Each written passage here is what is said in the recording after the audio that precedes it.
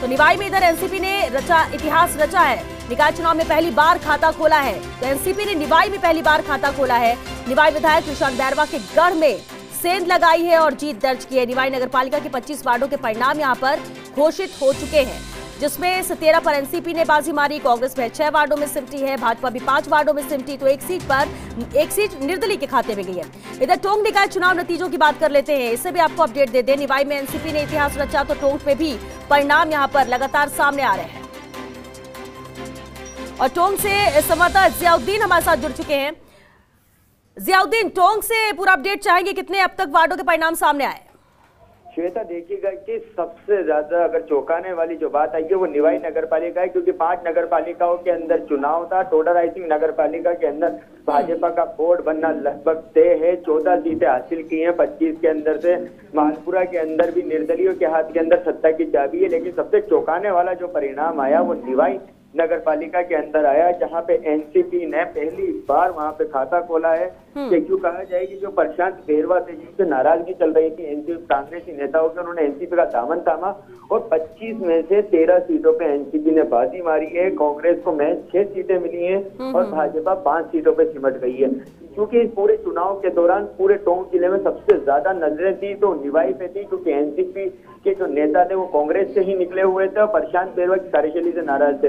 इस दौरान चुनाव में कई कार्रवाई भी की गई, पुलिस की तरफ से छापेमारी की कार्रवाई भी एनसीपी प्रत्याशियों की तरफ से की गई, नोटिस भी दिए गए, कई हथकंडे अपनाए गए। लेकिन फिर भी जनता ने एनसीपी से खड़े हुए उम्मीदवारों पर भरोसा जताया और ये लगभग तय माना जा रहा है कि निवाई के अंदर जो भी बोर्ड बनेगा उसके अंदर मुख्य भूमिका एनसीपी की रहेगी। बिल्कुल, और यानी ये माना जाए कि जियाउद्दीन के एनसीपी में कांग्रेस के ही गए लोग, यानी अपने ही साथियों ने यहाँ पर जीत दर्ज कर ली एनसीपी से, और इसलिए कहीं ना कहीं नुकसान कांग्रेस को सीधे तौर पर हुआ है।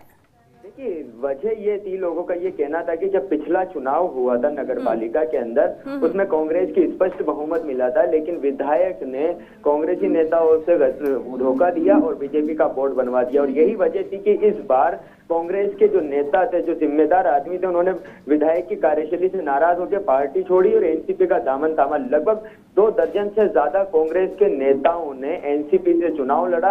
हालात ये हो गए थे कि कांग्रेस का टिकट लेने को भी कोई तैयार नहीं था, और जिसका नतीजा ये रहा कि एनसीपी ने धमाकेदार जीत दर्ज की।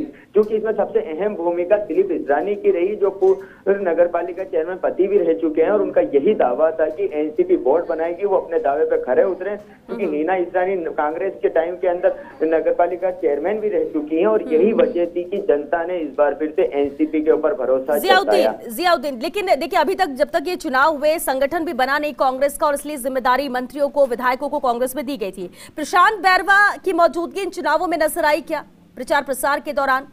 देखिए, प्रशांत बैरवा की अगर परफॉर्मेंस की बात की जाए, विधानसभा चुनाव के बाद से लेकर अब तक लगातार उनके क्षेत्र के अंदर कांग्रेस का ग्राफ गिरता जा रहा है। लोकसभा चुनाव के अंदर कांग्रेस को भारी मतों से हार मिली थी निवाई क्षेत्र से। उसके बाद पंचायत समिति चुनाव के अंदर, चाहे पीपलू की बात की जाए या निवाई की जाए, वहां पे कांग्रेस को हार का मुंह देखना पड़ा था। और अब नगर निकाय चुनाव के अंदर कांग्रेस को हार का मुंह देखना पड़ा।